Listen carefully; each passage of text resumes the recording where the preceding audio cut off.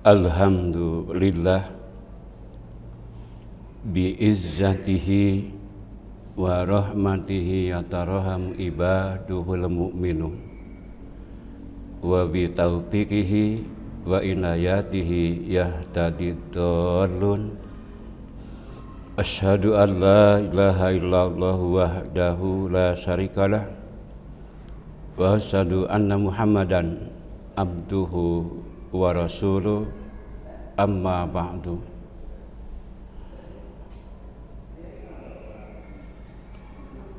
Bersawan para pendengar kajian Ramadan,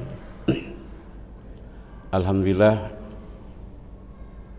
kita bisa bersua kembali pada Ramadan 1445 Hijriah, yang mana besar harapan kita bisa melaksanakan saum Ramadan itu sehingga menghasilkan asal pada diri kita masing-masing sebagai hamba-hamba Allah yang memiliki karakter al-muttaqun. Para pendengar Pisawan Kain Kacol, yang mana tema yang akan disampaikan adalah sekitar sholat tarawih dan keutamaannya. Tentu untuk mencapai keutamaan itu tidak terlepas dari mempola, mencontoh apa yang pernah dipraktikkan oleh Rasulullah SAW yang bertalian dengan sholat tarawih atau kaifiyah, tata cara pelaksanaan sholat tarawih. Oleh karena itu Allah Subhanahu wa Ta'ala memberikan rusdun, arahan kepada hamba-hambanya dalam suatu firman-Nya yang termaktub di dalam surah Ali Imran ayat ke-31. Allah Subhanahu wa Ta'ala berfirman, A'udzubillahi minasyaitonirrajim, Qul in kuntum tuhibbunallaha fattabi'uni yuhibbukumullah wa yaghfir lakum dzunubakum wallahu ghafurun rahimun. Katakanlah, beritahukanlah olehmu Muhammad, jika kalian mencintai Allah, maka ikutilah saya. Niscaya Allah akan membalas mencintai kalian dan mengampuni kesalahan-kesalahan kalian. Dan Allah itu Maha Pengampun lagi Maha Penyayang. Dalam ayat ini Allah Subhanahu wa Ta'ala memerintahkan kepada Nabi SAW agar memberitahukan kepada umatnya dalam apapun dari praktek keislaman atau ibadah harus senantiasa mengikuti Nabi, dan Allah akan membalas bagi siapa saja yang beribadah mengikuti Nabi. Allah akan mencintai orang itu dan akan mengampuni segala kesalahan-kesalahan atau dosa-dosanya. Pisawan yang dimuliakan Allah Subhanahu wa Ta'ala, nah dengan hal ini bertalian dengan qiyam Ramadan atau sholat tarawih. Qiyam Ramadan atau sholat tarawih itu merupakan sunnah Nabi yang hukumnya sunat, dan ini mencakup kepada kaum laki-laki dan kepada kaum perempuan yang dilaksanakan setelah sholat Isya hingga waktunya sampai kepada akhir waktu malam. Jadi waktu pelaksanaan Qiyamul Ramadan atau sholat tarawih itu cukup panjang.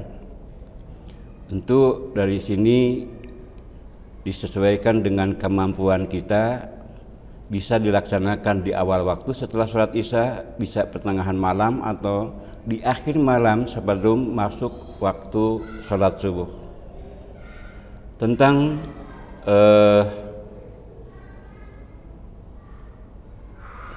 qiyam Ramadan.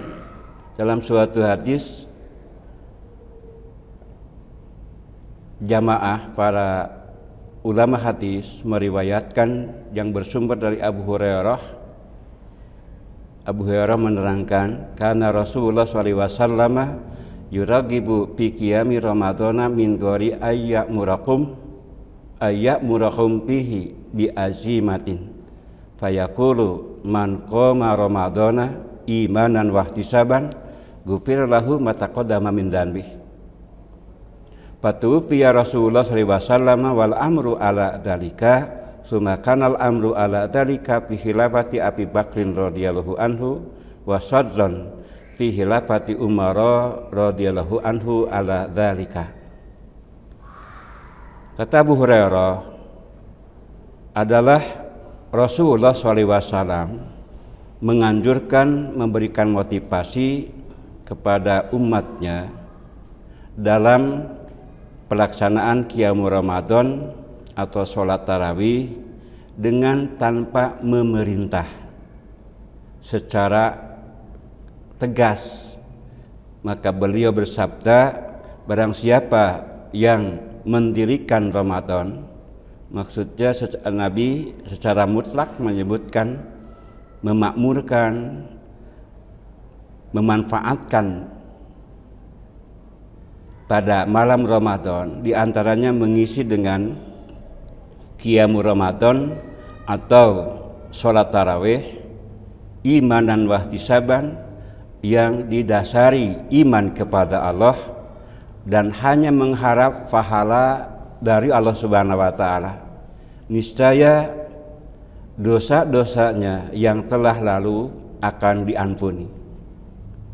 Maka setelah Rasulullah SAW wafat, maka qiyamul Ramadan itu berlaku seperti itu. Kemudian di hari itu berlangsung juga di zaman Khalifah Abu Bakar As-Siddiq radhiyallahu anhu dan di awal-awal Khilafah Umar ibnu Khattab. Adapun yang bertalian dengan jumlah dan yang pertama kali dilakukan oleh Rasulullah SAW, para ahli hadis meriwayatkan kecuali At-Tirmidzi yang bersumber dari Siti Aisyah radhiyallahu anha Ummul Mukminin, bahwa Rasulullah SAW melakukan sholat pada suatu malam di masjid. Maka orang-orang mengikuti sholat beliau. Kemudian pada hari malam yang kedua Nabi sholat dan orang-orang semakin banyak. Kemudian pada hari selanjutnya, ada yang menerangkan hari ketiga atau hari keempat, para sahabat semakin banyak, semakin memenuhi masjid. Maka Rasulullah SAW tidak keluar masuk masjid. Maka ketika masuk waktu subuh, Rasulullah SAW bersabda, qad ra'aitul ladzi sana'tum wa lam yamna'ni minal khuruji ilaikum illa anni khasitu an tubradu alaikum. Sungguh aku memperhatikan apa yang kalian lakukan dan tidak ada yang menahan atau melarang aku untuk keluar menemui kalian, kecuali aku khawatir sholat qiyamul Ramadan atau sholat tarawih itu dipardukan kepada kalian. Dan hal itu terjadi di bulan Ramadan. Karena wahyu sudah terputus, menunjukkan syariat Islam telah sempurna, kekhawatiran itu telah hilang. Maka berlangsung sholat tarawih itu dilaksanakan pada tiap malam. Pisawan yang dimuliakan Allah Subhanahu wa taala, nah adad atau jumlah rakaatnya berdasarkan hadis-hadis yang bersumber dari sahabat yang dipraktikkan oleh Rasulullah SAW, diantaranya sumbernya dari seorang tabi'in yang bernama Abu Salamah bin Abdurrahman, yang mana dia pernah bertanya kepada Siti Aisyah radhiyallahu anha, kaifa kanat salatu Rasulillahi sallallahu alaihi wasallam fi Ramadan. Faqalat makana yajidu fi Ramadana wala fi ghairiha ila ala ihda asrata rakaatan. Yusolli arba'an fala tasal an husnihina wa tulihina summa yusolli arba'an fala tasal an husnihina wa tulihina summa yusolli salasan. Kata Abu Salamah, bagaimana keadaan sholat Rasulullah SAW pada bulan Ramadan? Maka Siti Aisyah menjawab, menjelaskan, beliau Rasulullah SAW tidak menambah baik di bulan Ramadan atau di luar bulan Ramadan kecuali 11 rakaat. Prakteknya beliau sholat 4 rakaat, dan janganlah engkau bertanya tentang baiknya sholat beliau dan panjangnya sholat beliau. Kemudian beliau sholat 4 rakaat lagi, dan engkau jangan bertanya tentang baik dan panjangnya sholat beliau. Dan kemudian beliau sholat 3 rakaat.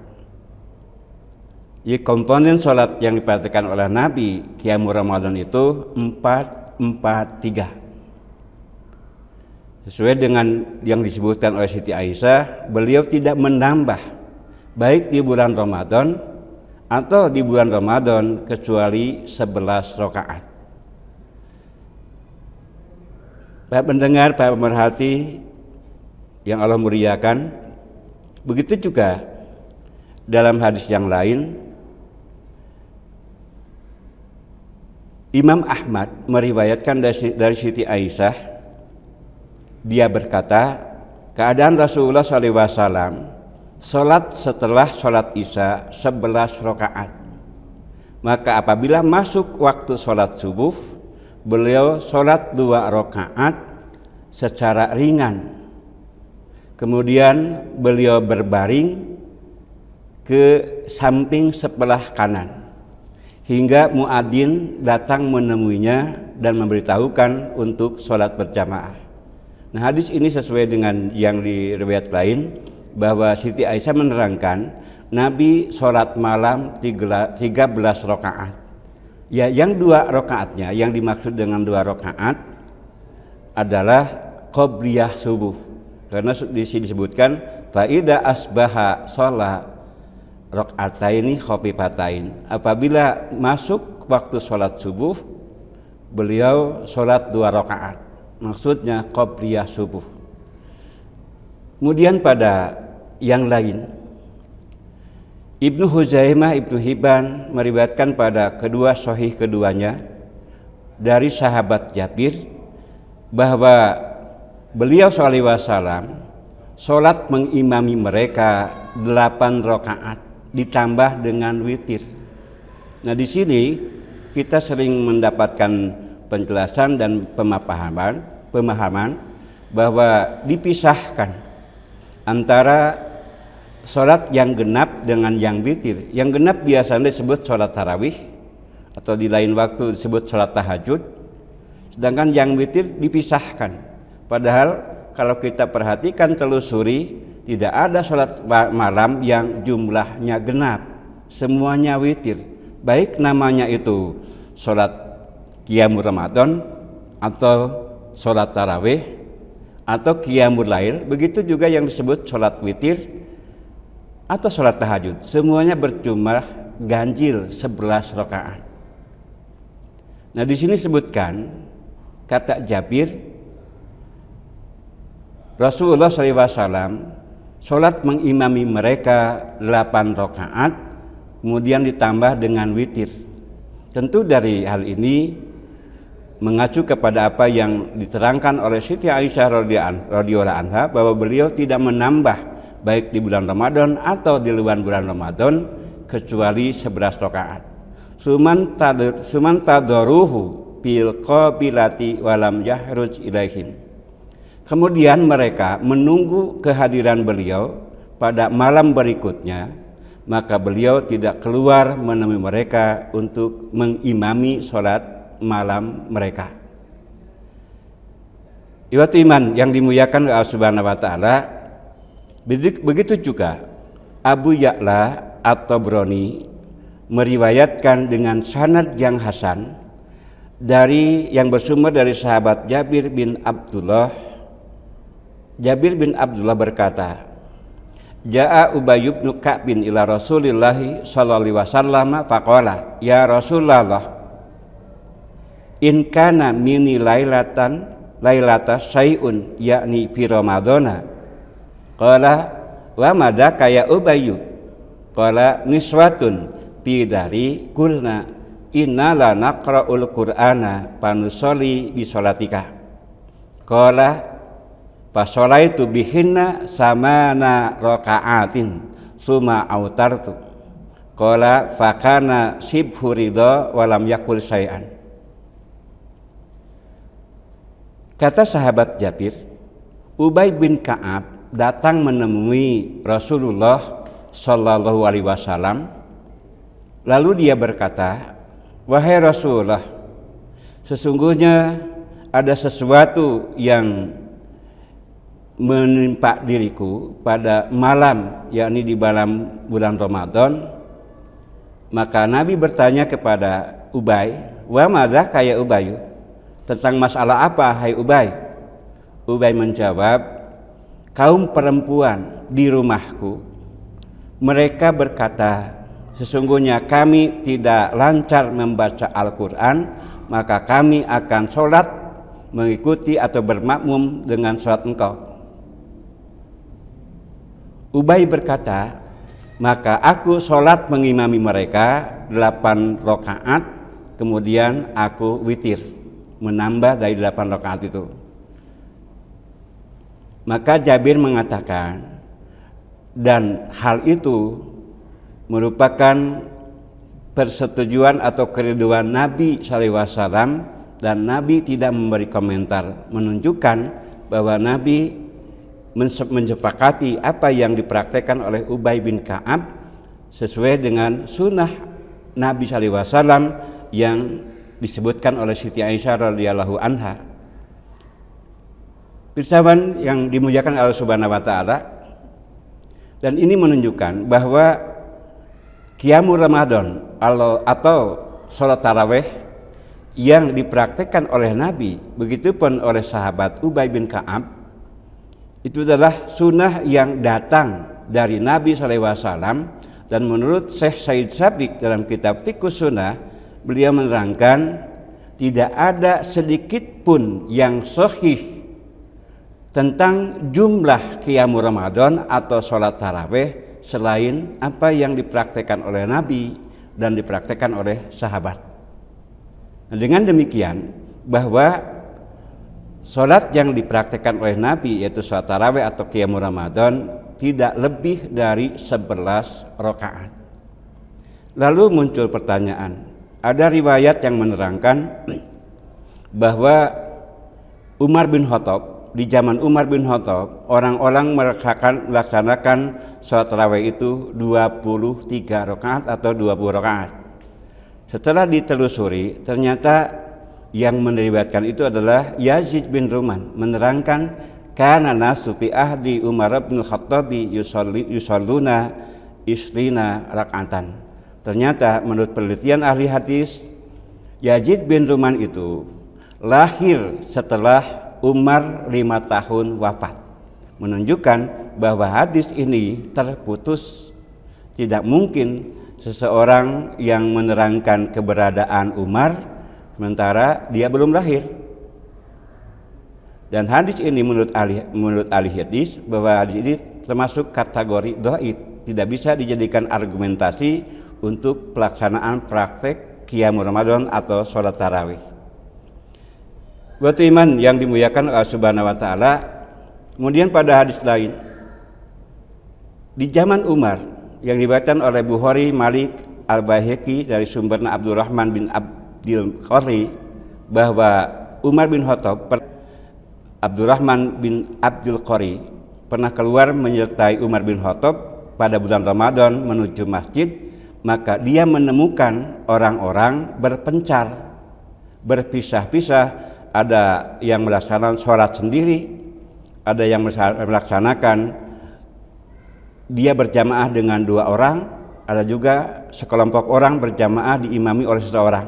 Maka Umar berkata, demi Allah, aku berpandangan kalaulah aku bisa menggabungkan orang-orang ini pada seorang imam.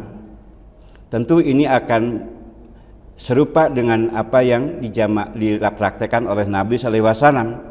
Lalu Umar mengumpulkan mereka, kaum perempuan diimami oleh Ubay bin Ka'ab, sementara kaum laki-laki diimami oleh Tamim Ad-Dari.